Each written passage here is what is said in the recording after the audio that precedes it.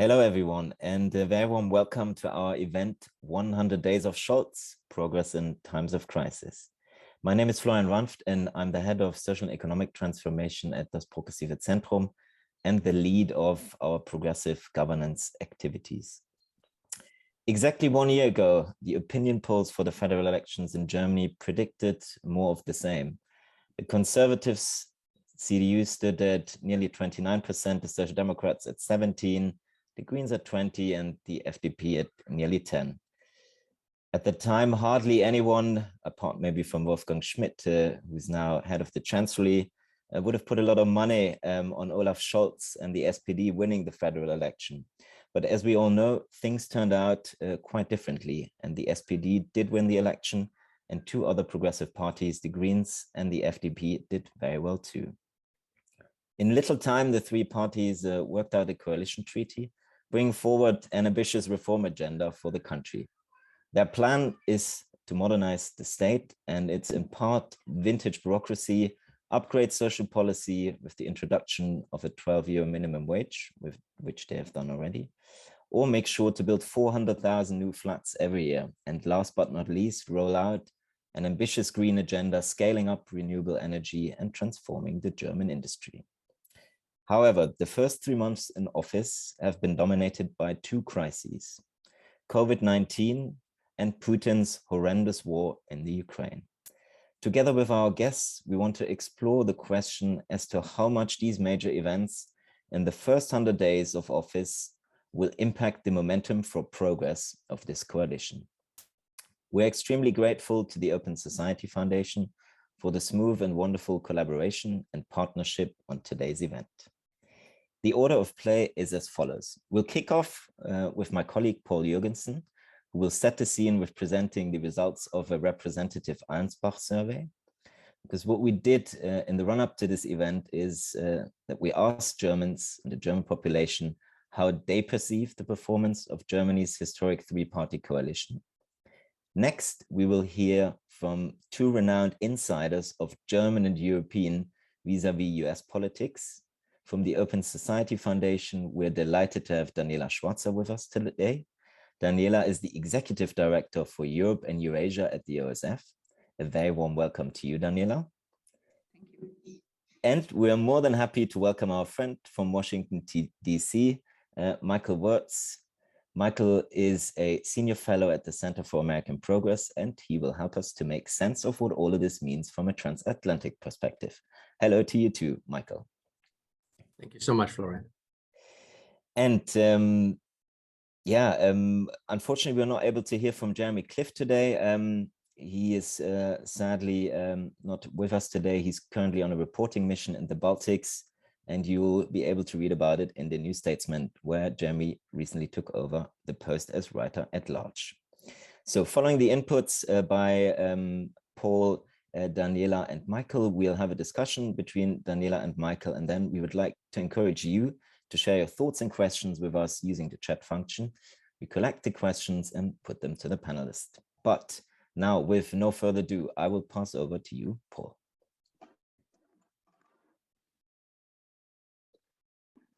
Thanks a lot, Florian. I will now briefly guide you through the key results of the opinion poll that we commissioned together with the Open Society Foundation.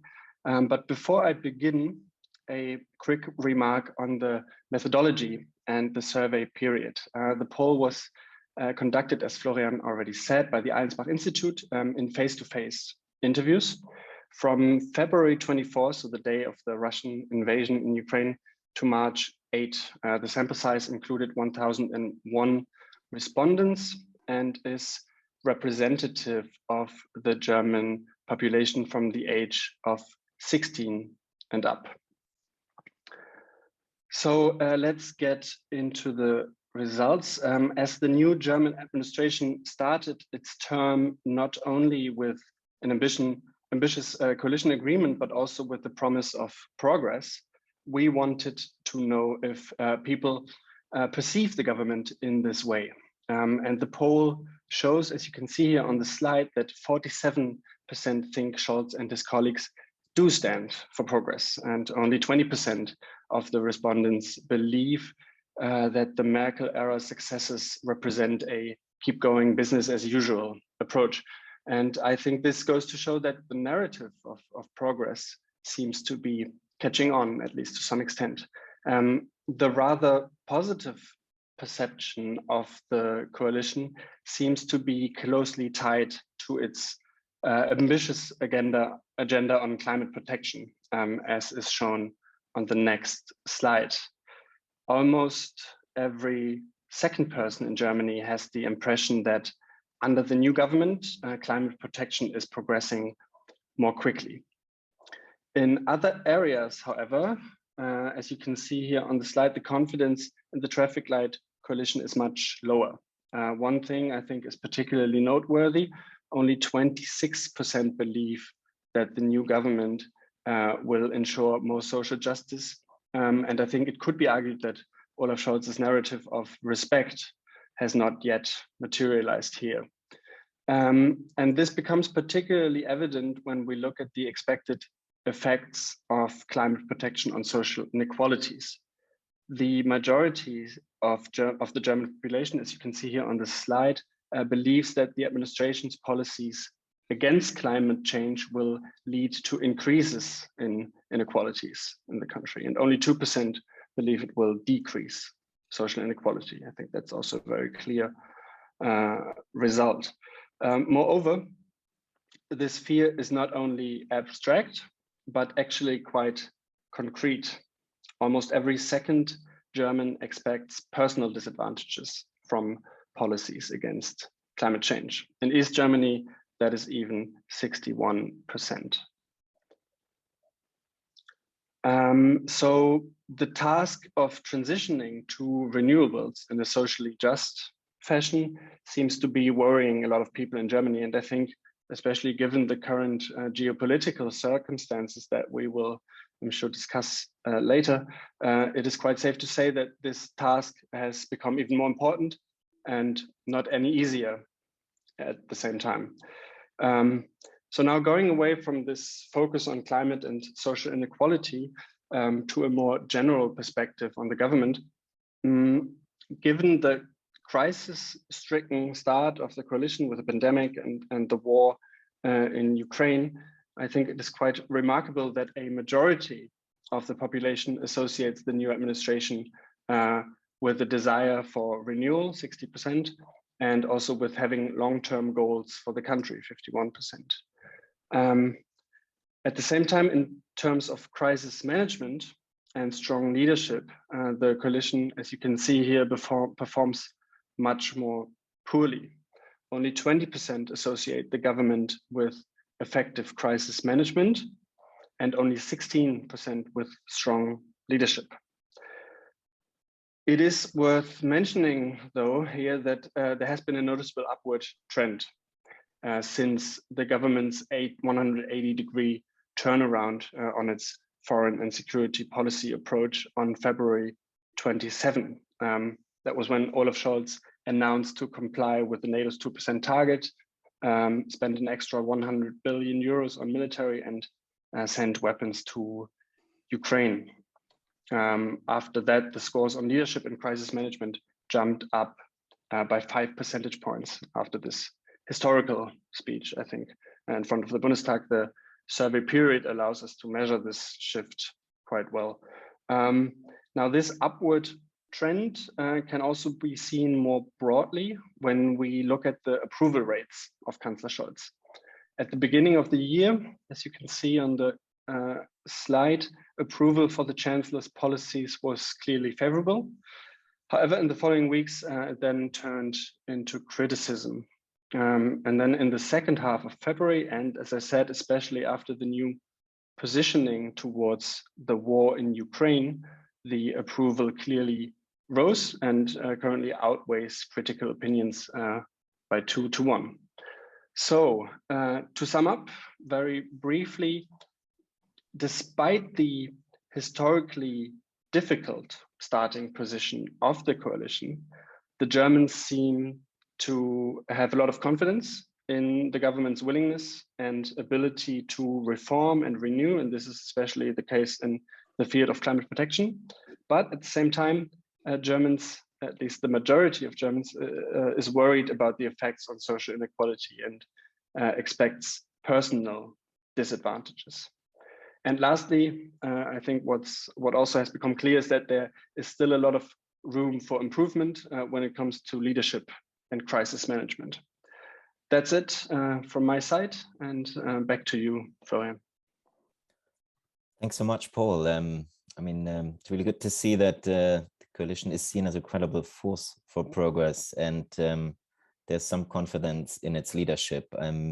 When we undertook the survey at the time when Russia and Putin's forces invaded the Ukraine, so there's definitely been a kind of impact on some of the numbers, as Paul has just figured out. So Daniela, you have a long-standing expertise on the German politics, especially foreign policy and Germany's role in Europe and the world. You've been advising European leaders, such as EU High Representative Josep Borrell and other EU countries. What do you make out of the coalition government's first 100 days in office? How much scope for progress do you see going forward now? Well, thank you very much, Florian, and thank you, Paul, for the presentation of the survey's results. Look, I think we see a different government and a different leadership since Olaf Scholz's speech in the German Bundestag. And it is very good that you were able to differentiate in the data before and after that moment. Let me first of all describe the context as I see it. You know, there is a war in a very close proximity to Germany. This happens at a moment in time where the German government set out not only to implement a domestic transformation agenda, but actually had already formulated the ambition to be a transformative power also in Europe. If you just take climate, the climate agenda and the need to bring along European partners and international partners. If you take the topic of digital transition and transformation, which is not that present in the survey, but which is the second big agenda, I would say the government has a domestic agenda, but at the same time has a European and international agenda, which is going to be deeply transformative if they manage to implement it in the way that the coalition treaty foresees it. Now, with the new security situation on our continent, something pretty fundamental has changed. It's not that we suddenly realize the European security order has cracks or even is in shambles, because that we knew before the war started. But what we see since the 24th of February is a very serious discussion about what does this war mean, not only for Ukraine, but what does it mean for our continent? And more generally, what does it mean for democracy and freedom? And I found it very interesting that Olaf Scholz, in his speech in the German parliament, actually used those terms. It is a war, the war is about democracy and freedom, and it's about our role in protecting that. So he actually put Germany into a leadership position on those issues in a moment, and Michael will comment more on that, I suppose, where Europe was pretty united and still is on sanctions vis-a-vis Russia, also on other questions like arms deliveries. There was a big alignment, including from the German side. And this all happens in a very close transatlantic cooperation. Now, the number that I find striking in the survey is when it comes to assessing Olaf Scholz's leadership, even after this turnaround. So while there is broad support for the policy with 39% of people agreeing, leadership only gets sort of 17%, up from 12, yes, up 5 percentage points. But it actually means that less than a fifth of Germans actually think he is strongly leading, which is quite remarkable because we saw this foreign and security policy turnaround, a different prioritization for public spending, and still there's support for these policies, not half, but at least almost 40%, but he's not seen as a strong leader. Now, this is something I think we have to worry about. And I only have 5 minutes, so I will very briefly conclude on this thought. The war is not only a security issue from a German domestic policy agenda. Of course, this war has enormous costs in terms of supporting Ukraine, bearing costs of sanctions, also for the German economy. The debate we have currently, whether to stop importing oil and gas from Russia, already the high price or the price raise, which already affects people very, tangibly. So the economic situation is going to deteriorate. There are stagflation scenarios out there, which is always a very difficult political context. So there is at least a triple challenge that I see here. First is, how does Germany think about public spending in that situation? And we've seen the budget being presented just 2 days ago, but there is not only a domestic question, there is also a European question. Germany will have to take a position on the reform of fiscal rules in the monetary union, and also on the question how we facilitate more European investment in the big transition agendas, and also to compensate parts of the, the costs that the war brings upon EU member states. There's a clear question of solidarity here, and it can be very clearly illustrated with regards to migration. To date, 10 million Ukrainians have moved, 3.8 million have moved out of Ukraine. No matter where they are, they deserve support. And the EU has to make sure it actually shows solidarity, not only with its own neighbors that are the recipient, its own members that are recipient countries, but also with the neighbors. So if you take Moldova or other countries who are not EU members, but who take in many Ukrainians, these people need to be taken care of, and it will overburden governments who are left alone with that task. So there is a real question of burden sharing in this crisis moment, and then also of allocating public finances to the big transformation agenda. So we speak about climate transition, we speak about digital transition, but I think we also need to really focus in this situation where the economic conditions are more difficult on social transition and transformation. The second aspect that I want to highlight is that in that context, obviously, public opinion will be more critical down the lane. And I think this is where the leadership question comes in so importantly. So not only to shape the narrative where Germany is going in all of that, but also what Germany needs to invest in European stability, democracy, and freedom. This happened when Olaf Scholz spoke in the Bundestag, but it also needs to continue further.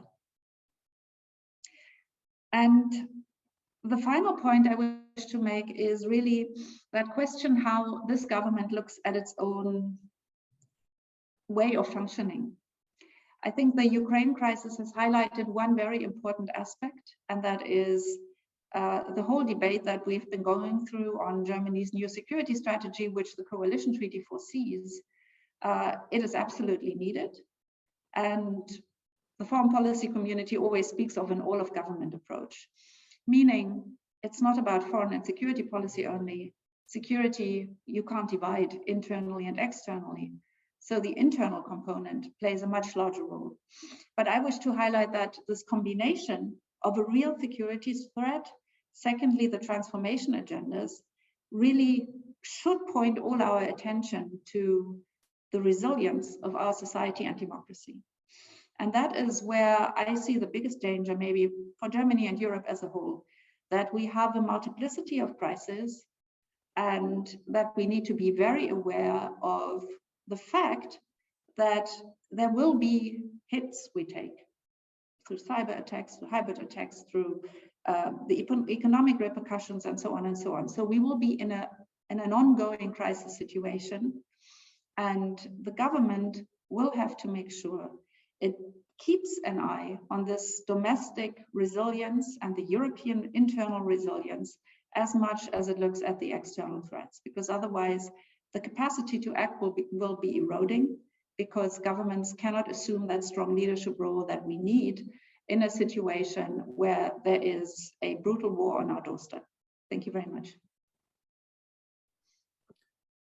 Thank you so much, Daniela, for these these very good insights and your thoughts. We'll return to them.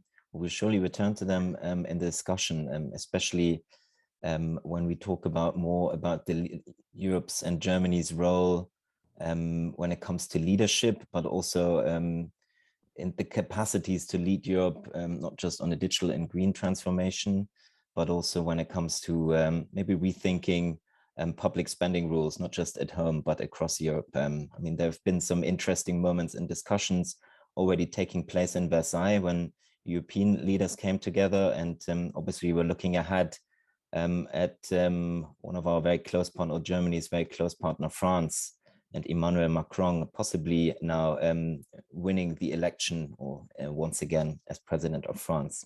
But let's turn to Michael for now. You're an insider of both US and German politics, and you have a very strong track record on the transatlantic relations. So, Michael, what do you take away from the first 100 days in office from this coalition? Well, thank you, Florian, for putting together this event, and thank you, Paul, for the presentation of the interesting survey. And as always, an honor and a pleasure to be on a panel with Daniela Schwarzer. I think the perspective in Washington on the new chancellor is positive by and large.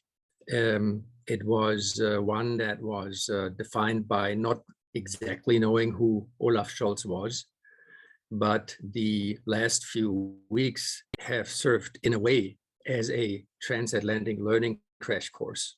And I think that's true for both sides. That's true for the White House, and that's true for the Chancellery. I remember that the 2 weeks before Olaf Scholz visited Washington for the first time were probably the most intense in terms of interagency coordination on the American side on trying to figure out what to discuss with the Chancellor and how to strategize with the Germans during the buildup of the invasion that was to follow only a week and a half or 2 weeks after the visit. And it was also for a new German government and a chancellery that barely had all their staff personnel in place, an experience of how to liaise with a massively large and sprawling government as is the government of the United States. You always have to recognize that dealing with us in the United States is a total nightmare. State Department alone has 26,000 employees. Then there's a National Security Council. Pentagon is even bigger. This is a really unwieldy structure. And usually it takes governments months, if not years, to establish working relationships and operative relationships. I think that was just like in a fast forward mode because of the Russian threat, and is cynically one of several collateral benefits of the conflict, that this relationship has gotten very, very close very, very quickly. Olaf Scholz had a good day and a half here in Washington. There was a lot of recognition that he spoke English on the press conference with Joe Biden and even did an English language interview at CNN. Foreign leaders tend not to do that in the United States. That was an important signal that he was willing to speak the language of the transatlantic partner, and was highly recognized here in the United States. It is also interesting to see that now that the war has started, with Olaf Scholz talking legitimately from a German and European perspective about a historical turning point, this is not really the perception here in the United States. And that's not because of political disagreements, but the historical depth and the intensity of the war and the proximity of the war that Daniela has described is obviously much more omnipresent in Europe than it is here in the United States. The US society has no experience with fascism or war in its own country in the 20th century. And that's very important to recognize. For Americans, it's really hard to look at the world with the eyes of Europeans.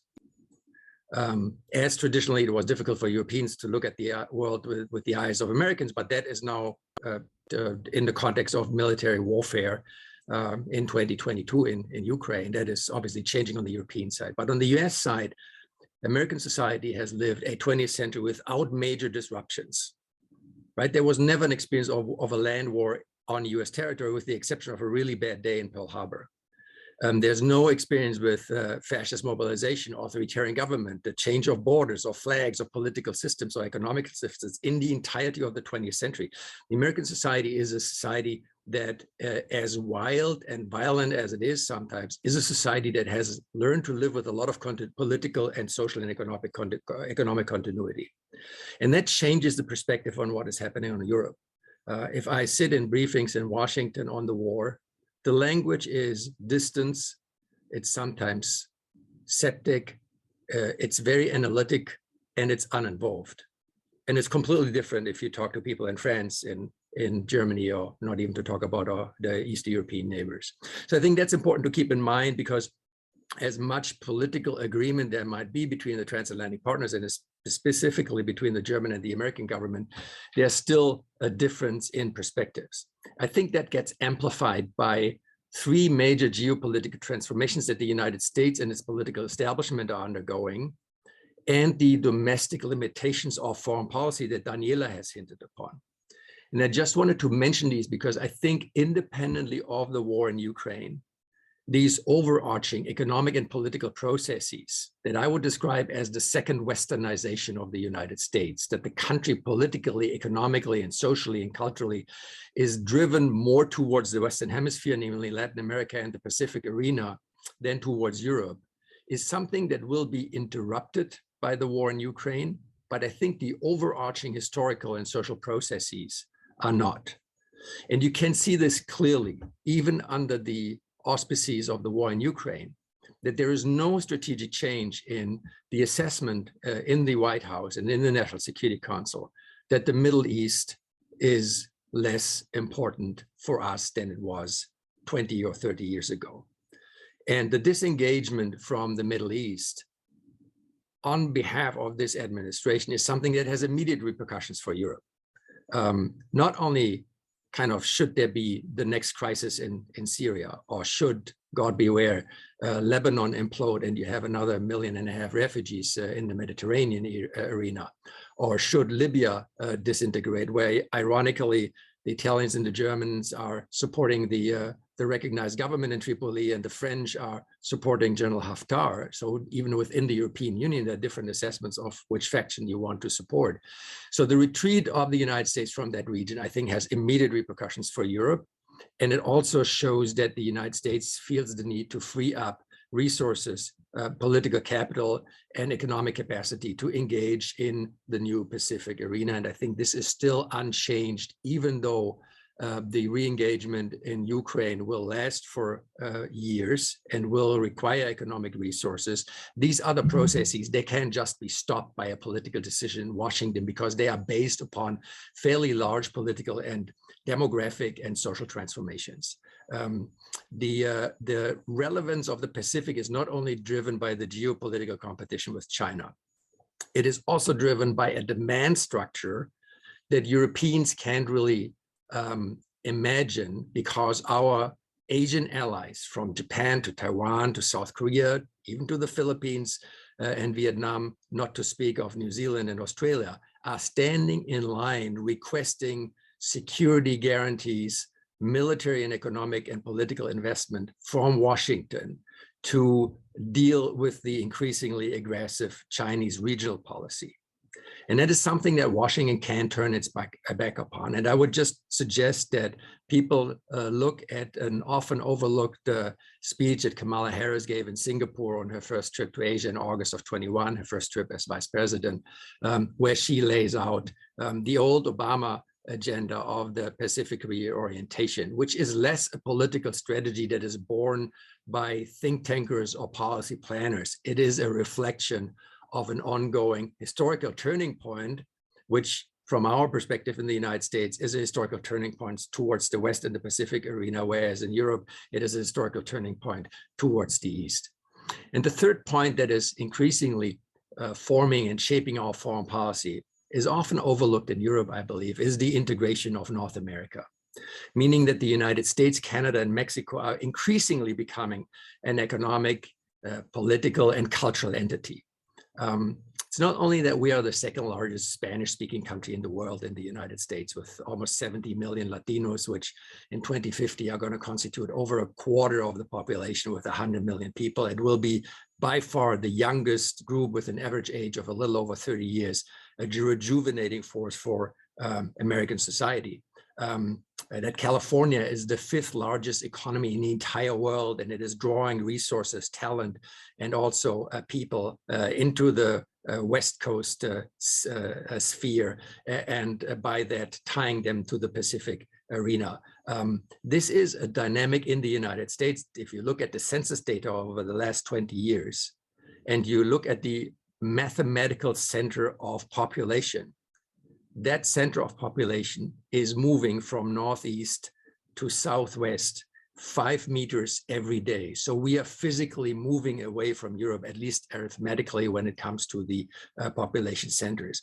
This is creating a magnetic force field, especially the integration of the United States with Mexico, which is tying the United States even more into the Pacific arena. And I think that needs to be factored into every conceptualization of transatlantic relations, that cannot overlook Mexico and the influence of Mexican politics and Mexican society in the US.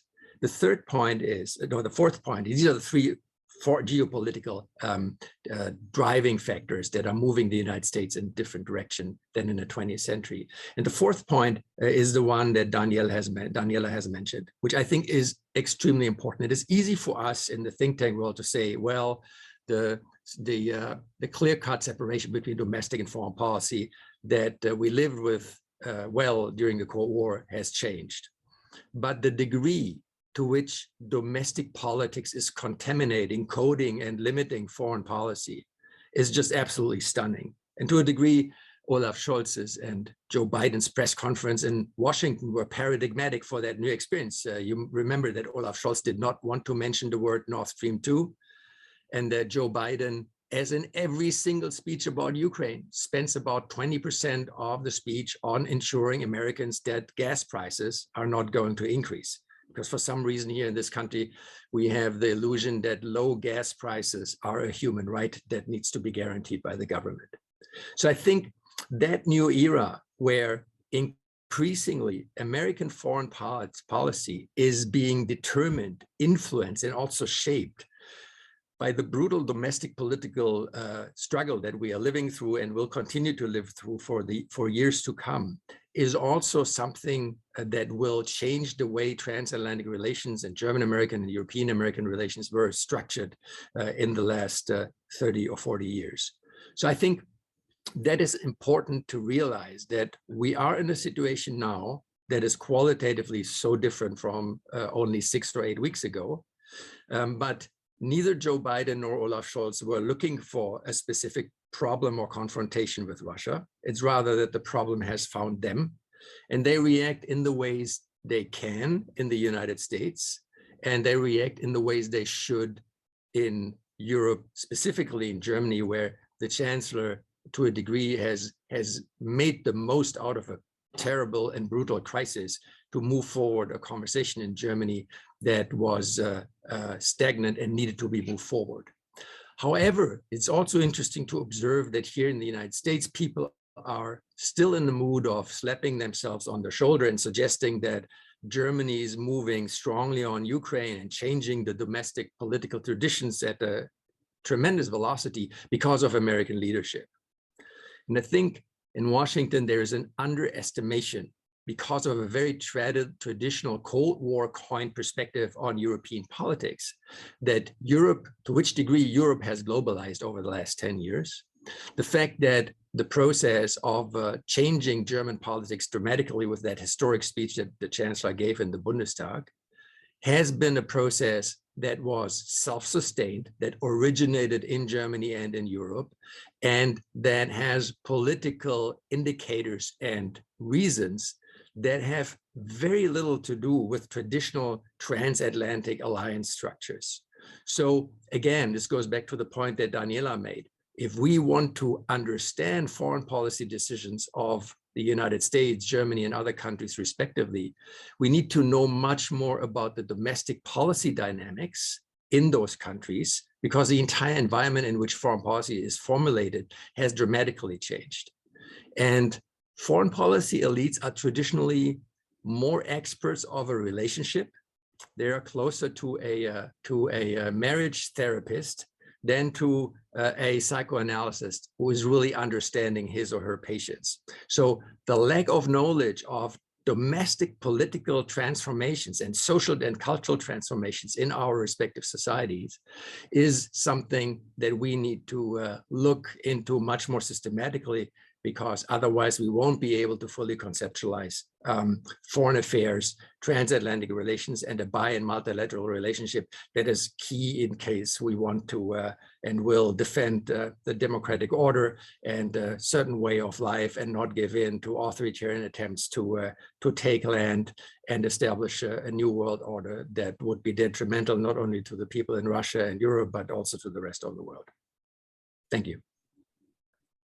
Well, thanks so much, Michael, for your insights. Maybe let's dive in a little bit deeper into the relationship between domestic and foreign policy, because this seems to be very relevant in the German context, or really high up for the coalition government at the moment. Michael, you said that domestic policy is increasingly contaminating foreign policy, which seems to be stunning. Wolfgang Schröder, the chairman of our academic board, last week argued that following Putin's war in Ukraine, we can, or the coalition can basically shred the coalition treaty to pieces, which is obviously a bit of an exaggeration, but I think we all know, where he's going with that. And maybe just quickly to get an assessment of that, Daniela, also because you already mentioned the need of Germany's kind of role in Europe to lead on the digital transformation and the green transformation. Would you agree with that assessment, that the coalition treaty now needs to be rewritten or reformulated? And to what extent do you see a knock-on effect of the paradigm shift in foreign and security policy on Germany's domestic agenda? Maybe let's start with you, Daniela. Yeah, thanks very much for that question. Well, obviously, the coalition treaty does not need to be shredded immediately. However, there are obvious readjustments in terms of priorities, and there will be quite tough trade-offs. And I already spoke a little about the public finance situation going forward.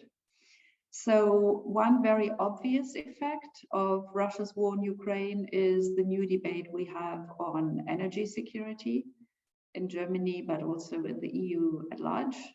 We have higher energy prices, which are in particular, painful to the most vulnerable parts of our society, and across countries.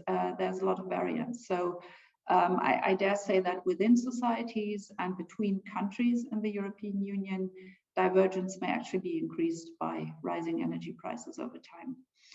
For energy, and this is obviously counter to the idea to have a more cohesive European Union, which is internally more united to be a more forceful actor externally, which is in the coalition treaty. The coalition treaty speaks of strategic sovereignty for Europe as a goal, which essentially means you need to be able to define joint goals.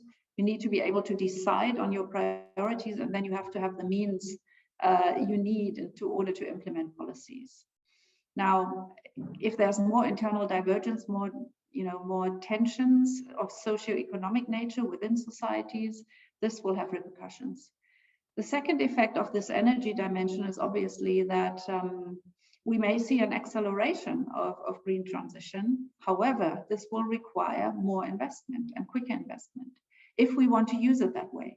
Right now, we are seeing more of a replacement strategy. If you take the recent visit of our Minister of the Economy to Qatar, there is right now, in order to work on the immediate situation, an attempt to ensure energy security by replacing provisions, as of course energy transition takes more time.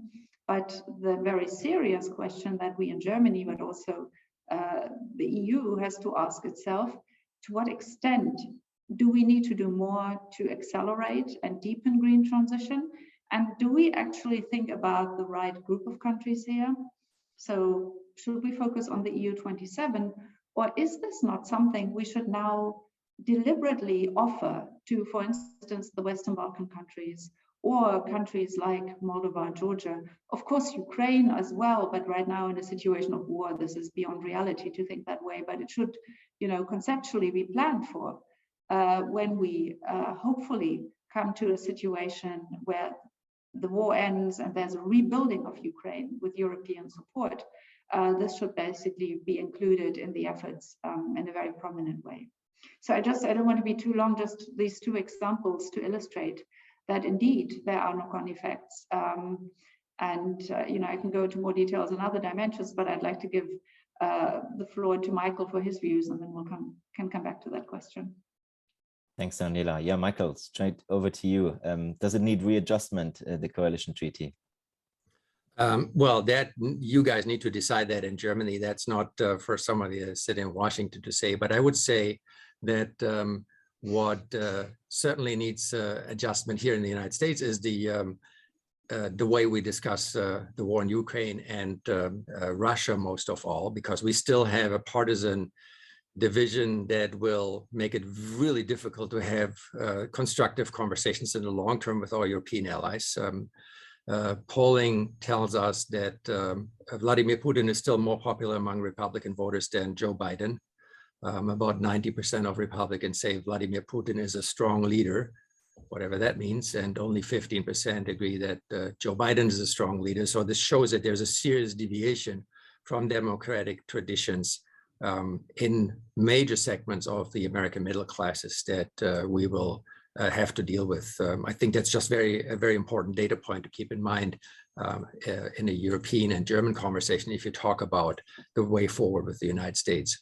Maybe one indirect notion of where the coalition treaty in Germany has not only strengths, but also options to broaden its scope when it comes to reacting to the crisis, and also to establish a leadership role for Germany within the European Union and also in the transatlantic environment, which I think is the environmental, food security, and stability impact and the secondary impacts of the war in Ukraine. And I saw that Salam Said put a question in the chat and said, can the US production compensate the lack of wheat production and exports worldwide to mitigate socioeconomic instability in the MENA region and in Northern Africa? And I think that's actually an interesting question, because Germany traditionally has strong assets in the development and climate arena, as Daniela has lined out, independently of how complicated the next months and years will be. Development and economic policy was German foreign policy for at least 2 decades after the Second World War. There's no wonder and no surprise that Japan and Germany have the largest development agencies in the world, because this was the way the Axis countries conducted foreign policy in the 1950s, 60s, and even in the early 70s. And the fact that the Ukraine war is showing us 2 points, I would call this the dialectic or ambivalence of globalization. It shows us in the first place that the notion that proximity, trade, and interconnections are creating stability was wrong, and that you need to have greater supply chain and other independence in order to shield yourself from authoritarian use of economic power, like Daniela has pointed out for the energy arena. At the same time, the economic sanctions against Russia which probably will transfer the country back into the 1950s fairly soon, would not work without those close economic ties and the integration of Russia into a global market. So I think that's something that we need to think through. The second dimension of the interconnectedness and the global impact of the war is, as has been pointed out, the food security implications.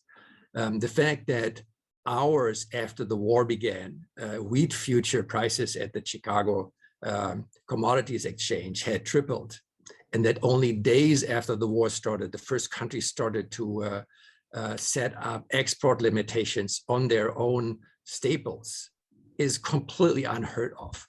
the speed with which there's a global impact in secondary and tertiary markets that are lifelines for many people in the world, with Ukraine and Russia together having 30% of the wheat production, 50% of the oil production for human consumption. And the fact that once these capacities are missing on the global market, you have immediate impacts, especially in countries, as Said has pointed out, in the MENA region, where 2/3 to 3/4 of the population have between 3/4 and 80% of the daily calorie impact through bread. So when doubling and tripling wheat prices, not only in 2008 and 2009 were accelerators of the Arab Spring, we also will have secondary effects of the war that will force us to reconceptualize the way we structure diplomacy, development, climate policy, food security policies. And we have to learn to think in a much more complex environment. I always say, kind of half jokingly, the Cold War was a two-dimensional chess game, right? When you knew how to count nuclear warheads, you could go to the START negotiations in Geneva in 1981 and be an expert. Like ridiculing is a little bit. But today, this is a three-dimensional chess game. And we have neither, I think, the conceptual nor the institutional setup to deal with these issues. This is something where Germany has real capacities, because these issues are more deeply integrated, and Germany has a very strong position in these arenas. It's the United States and Germany are the biggest donors to the United Nations Food and Agricultural Organization, for example. Germany is one of the biggest donors to the World Food Program. These are massive institutions that now will be called upon to deal with the secondary effects of the crisis. So will be the UNHCR, the UN Refugees Agency. So I think to think about this strategically, because all the components are in the coalition treaty, and figure out how to connect these dots. This is something where Germany could really occupy a very innovative and forward-leaning space in international affairs and the multilateral system. And my feeling is that it would also have the capacity to move the United States towards a positioning in the multilateral arena that is synchronized with the German and European approach. Right, thank you, Michael. You've kindly already started picking up questions from the chat. There's another one by Johannes Ahlefeld, who is asking to what extent the major influx of refugees will determine kind of, you know, the government and its actions. Daniela, you've already mentioned the kind of burden sharing that it's needed, probably at domestic level, but also at European level, but obviously from a German perspective, looking back at the refugee crisis, 2015, 2016, what would be your take on that? What does the government have to do to be prepared also for the possible kind of political fallouts on the far right? Well, it's as if, you know, the situation in Germany mirrors the European situation, in the sense that in Germany, we have a debate on the distribution of refugees across the different regions, the Länder, because Berlin is the major recipient city or land at the moment. And it is only slowly moving towards a situation where it's organized and people are taken to other places where they can be welcomed in good conditions. But I think that generally the openness within society is very strong. If you look at the share that you know, volunteers managed of you know, the inflow of refugees in Berlin, very practically, and you know, people, families just offering their homes to host people. This even goes beyond the civil society engagement that we saw in the year 2015. And it is a very positive signal at this point, because it also conveys a huge sense of solidarity.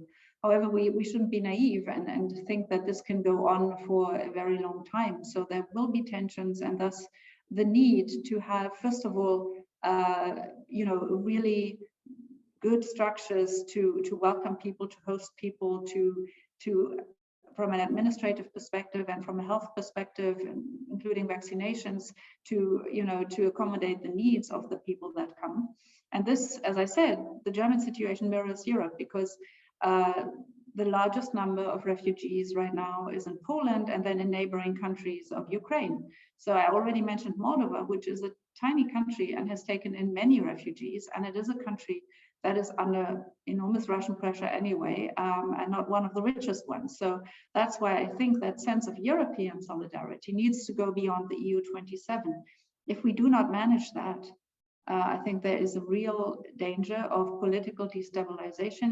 You mentioned the risk of far-right parties benefiting from that situation. Of course, we will see moments where parties of that nature try to exploit the situation. But already now, and this is also part of the sad reality of being a refugee, there is discrimination among refugees. So many people that have to move out of Ukraine are not Ukrainians, but come from other world regions. And we have seen ample evidence of discrimination and even violent attacks on migrants who come from other parts of the world, and in particular the global south, but who happen to be in Ukraine and had to move towards the EU or other neighboring countries. So here I think we have to be very focused on ensuring humanitarian conditions and respect for anyone who has to flee that terrible war.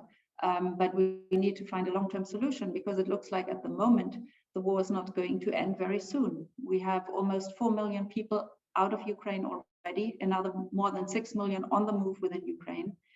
If the war moves further to the west, those people will move across the borders of Ukraine. And this is what we have to prepare for.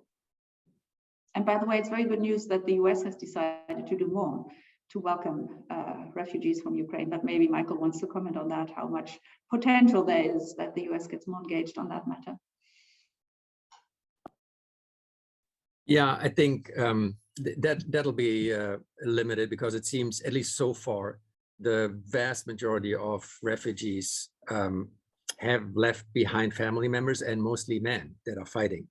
So I think there will be, if the war ends within the next few weeks or months, there will be a desire to return to Ukraine and to rebuild the country, which is, I think, by the way, one of the reasons to increase military aid to the Ukrainians to the degree we can, because the faster the war ends, the faster the Russian army loses this fight and retreats, the more quickly Vladimir Putin will run into considerable domestic political problems, and the more quickly the rebuilding of Ukraine can start, which will be increasingly difficult a year or 2 years from now, when we have higher inflation rates and more government debt in European countries.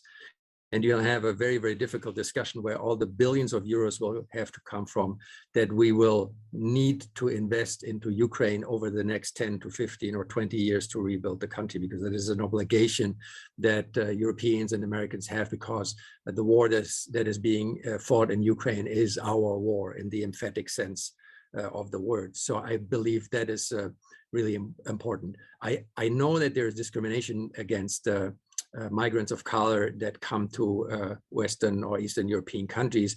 At the same time, obviously the situation would be very different if there were 3 or 4 million people from Africa coming to Europe, and everybody knows that. But that does not mean that we should in any way, shape or form diminish the entirely amazing show of humanitarian capacity in Europe.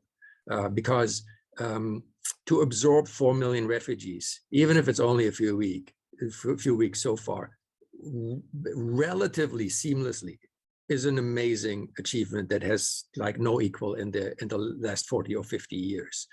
And I think politically there's a categorical imperative that stems from the war in Ukraine, which means that all of us have the obligation to make sure that people defending Ukraine didn't die in vain. And that also means that trying to capture that humanity and the capacity that European societies have shown of dealing with these substantial refugee streams in advancing debates about legal immigration, about diversity in European societies. There are, that might sound cynical, but there are also opportunities in times of crisis, because it brings out the worst, but also often the very best in people, and that creates political opportunity. I think we have to try to harvest those and emphasize that there are solutions, even though those problems that we are facing right now are cruel, barbaric, and very, very difficult. The United States, as I said before, is a step or two removed from the immediacy of the conflict.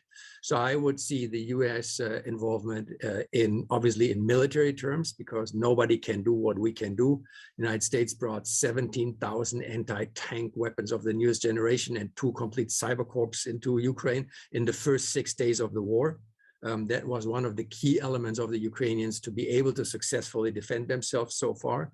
The Europeans can't do that. So the United States is an unavoidable partner when it comes to that. And we have also considerable economic power. So I would assume that when it comes to rebuilding Ukraine, the United States needs to get engaged in a major way, because we are not going to be the recipients of hundreds of thousands of Ukrainian refugees, probably less because we don't want it, but even more so because Ukrainians want to stay in greater proximity to home as long as the fight is going on and family members are on the ground in Ukraine.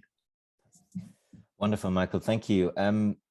Maybe having time on mind, and since we're running out of it, maybe one last question, which kind of sums up some of the points we've been raised in the chat, and fully aware that this might not be a question for short answers, so probably won't do justice to it. But since we've both mentioned it, and Daniela, you said it's not quite clear what this war in Ukraine will mean for democracy and freedom and European values in that context. And I think we may have all seen the pictures of Emmanuel Macron kind of imitating Zelensky with kind of wearing a hoodie and a jumper, and some commentators have concluded that now Zelensky is kind of a leader of the West when it comes to these kind of values. At the same time, we see that